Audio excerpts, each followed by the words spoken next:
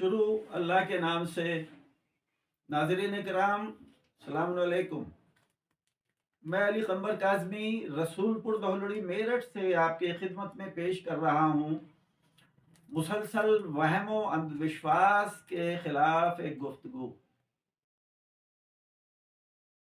नाज़रीन इकराम, अभी हमारी गुफ्तगू जन्नात और शैतान से मुताल्लिक जारी रहेगी, क्योंकि इस मखलूक से आदमजात का ताल्लुक बाबा आदम के ज़माने से ही रहा है। वो नस्ल आदम को बहकाने, वर्गलाने, गुमराह करने, राह हिदायत से दूर करने, अपनी तरह अल्लाह की इताअत से बाहर करने में ही लगा है। और इसमें सलाहियत, ताकत और तहरीक अल्लाह सुब्हाना ने ही पैदा की है, वरना वो इतना भी ना कर पाता। इस मकाम पर किसी कोता फिक्र के जहन में ये सवाल पैदा हो सकता है कि क्या अल्लाह ही अपने बंदों को शैतान से बहकनवाना चाहता है?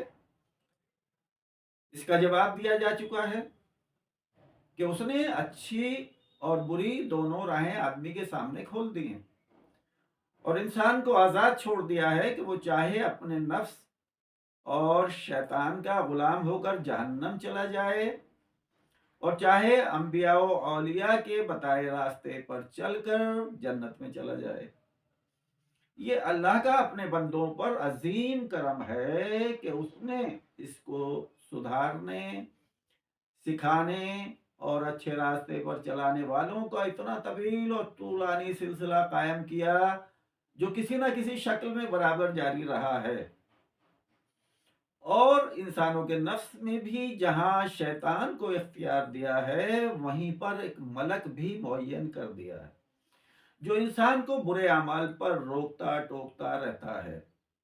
इसीलिए अल्लाह सुब्हाना ने सूरह नहल की 99वीं और 100वीं आयत में फरमाया है, शैतान का कंट्रोल हरगिज उन लोगों पर नहीं हो सकता जो बाईमान हैं और उनका अल्लाह पर तवक्कुल और यकीन है।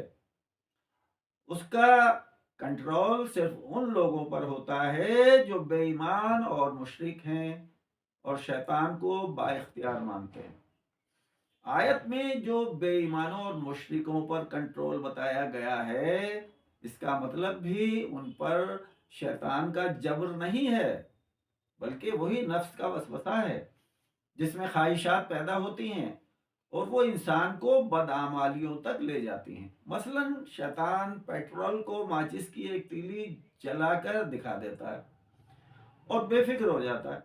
अब इस मौके से महफूज रहने के लिए साहिबान अक्ल व ईमान कुछ ऐसे गैस के सिलेंडर रखते हैं जो इस आग को फौरन बुझा दें, यानी तौबा और इस्तगफार का ठंडा गैस और पानी जो गुनाह की आग को बुझा दे। अब हम दीगर जन्नात के इंसानों से ताल्लुक की बात करते हैं। इंसान का जन्नात से कोई किसी तरह का ताल्लुक मुमकिन नहीं, और ना ही ये दोनों सिर्फ चाह कर भी एक दूसरे से कोई ताल्लुक रख सकते हैं।